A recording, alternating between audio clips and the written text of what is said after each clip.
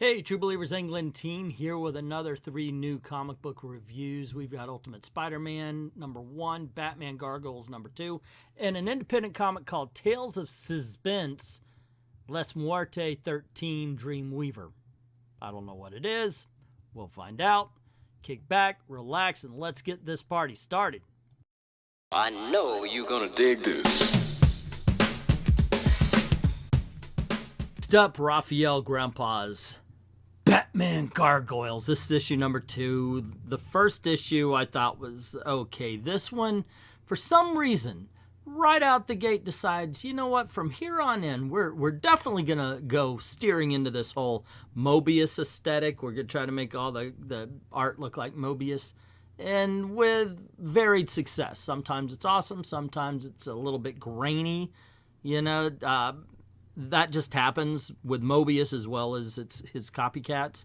The worst, by the way, yeah, I guess I just jumped right into it. The worst thing about this book, and this book has a lot of worst about it, is the fact that this is not Batman, dudes. Now, I guess the suit looks like Year One, or one of those, like not Our Earth Batman, you know, that kind of thing. And so he's just unlikable. I'm not liking the guy I'm reading about, and it's all the way through. Nor do I like the way Commissioner Gordon is handled. Commissioner Gordon is handled as a puppet. Like, he's just not a strong leader.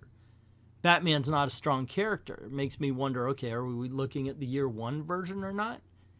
Joker's in there, but it's not Joker. It's, I don't know. It's just off. When I read this, I didn't care for it, didn't like it. Just a lot of unpleasant people to hang around. Not something I care to do when I'm reading comics. Definitely a series. If you're going to make a series about a character, even if they're anti-hero, you have to give the audience a hook, something. But this, people are expecting you to like it because it's Batman. Okay, so this is me judging a book by its cover. I saw this, I thought, wow, this looks like it would be a really good kind of Victorian, maybe Gothic horror story, horror anthology or something. Because I've got on my wall, as a matter of fact, the Forbidden Mansion, Dark Mansion, and such like that. It looks like that. So I don't know why I was expecting stories to kind of fit that mold, but I did, and I picked this up. And it was a big old lesson in the whole thing about do not judge a book by its cover. There's the credits. I don't even know who's responsible for this crap. So I'm thinking, all right, let's check this out. Let's see what it's all about. And oh my gosh, I hate the look on this girl's face. I just, it's like it's a youthful thing. Like, oh, I know everything, therefore I'm going to be, just all shut up. The first few pages is really bad poetry. The art is fine. If this was good Gothic poetry or something along those lines, it would be awesome. But it's like I said, I don't know how old this person is, but I get the feeling like they're 19 and they have life figured out, so they want to teach you. It's one of those things. It's like, oh gosh, it's like grade school philosophy on the passing of life. Then again, John Lennon wrote In My Life when he was 23. You know, it can be done. It just isn't done well here. It's really freaking pretentious as hell.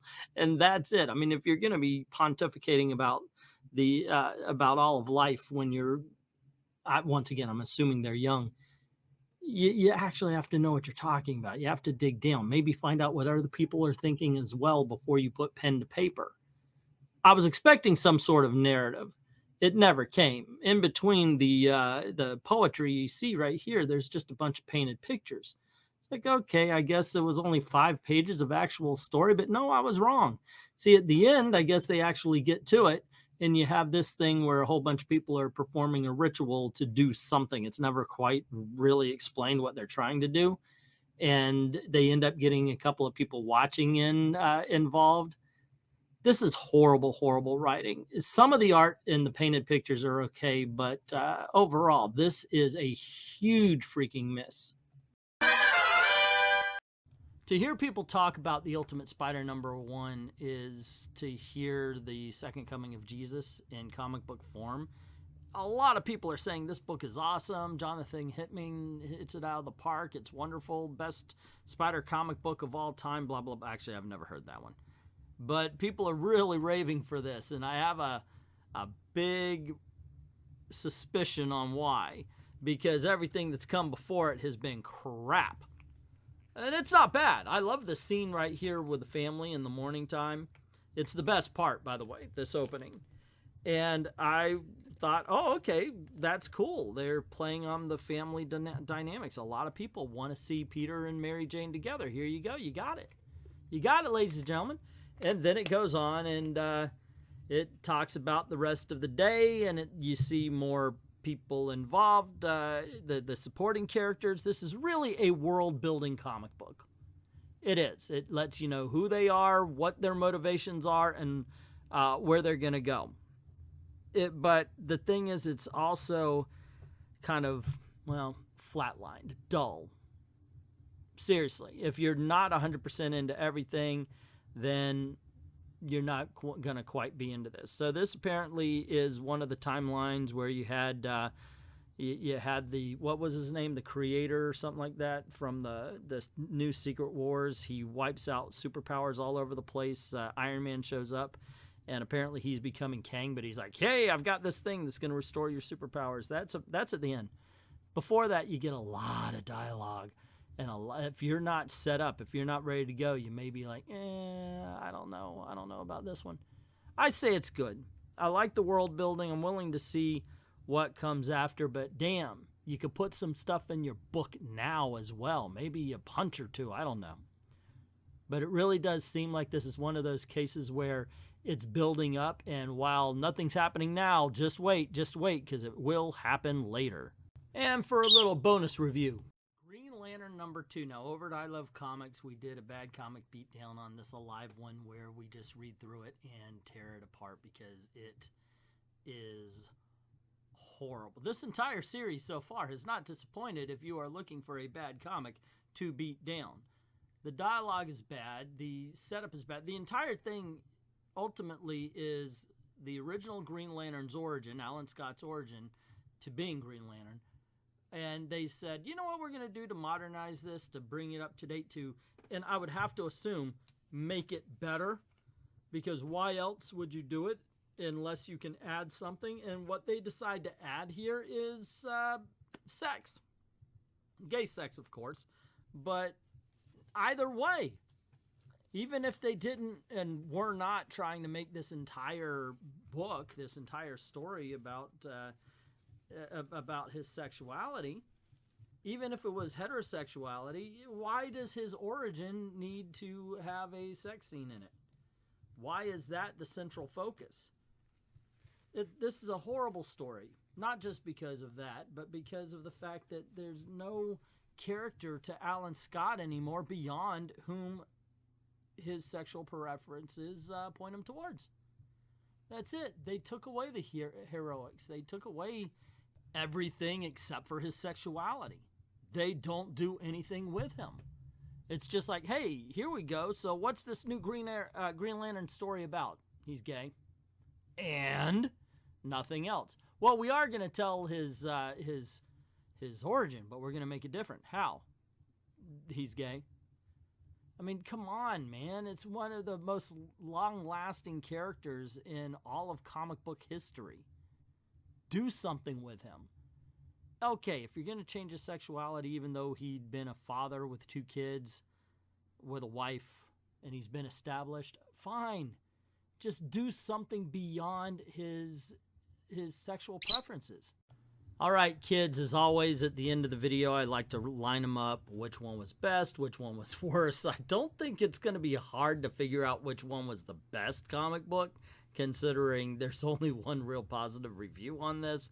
But why not? Let's go through the motions. At least you can find what's least worst to most worst. Hey, yeah, I'll do it backwards then. We're going to count down to the worst comic. Obviously, the best of the week got, I don't know if you would call a lackluster. I liked it. It's just, I heard the hype was built up so much for me that by the time I got to it, it was like, it's all right. right, you know, but still, the world building is there. The characters are there. I just wish there was a little plot to go along with the story, I guess. That would have been nice. We got a little bit of it at the end, but by then it was like, okay, what else you got? Second best would have to go to the Batman Gargoyles. It's almost by default. While I had big problems with the characterizations here, I did like some of the art, and it wasn't a complete wash. This wasn't absolutely horrible, as we are about to get to some books here.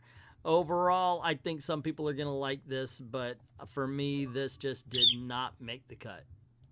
No lie here, but any other freaking batch of videos, and this is the worst of the bunch. Easily. This is a destruction of a grand origin. This is the destruction of a grand Golden Age character. I wish they would pay attention more to the plot, more to the story than the identity politics. Unfortunately, they don't. This is an absolute terrible book, but there's one worse.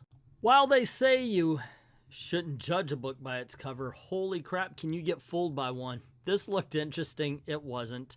This looked good. It wasn't. Wow, the pretension here. This is a god-awful vanity project is the only thing I could come up with here. But then again, I guess independent comic books are. What do I have to say about that? I would recommend you not get this. Do not waste your money on Tales of Suspense. And there you go, gang. That's the list. Those are the books. What did you think? What was good? What was bad? What do you disagree? What do you agree with? Let me know in the comments below. And don't forget to do all the clicking, liking, sharing. And if you don't mind helping out the video, helping out the channel anyway, go on over to Ko-Fi, drop $1 in the till, help us keep the lights on, helps keep making videos for you. Commission a video even. That'd be kind of cool. I'd like to thank everybody who's already done that, and to everyone, all of the true believers, and the names passing by here, thank you very, very much for watching.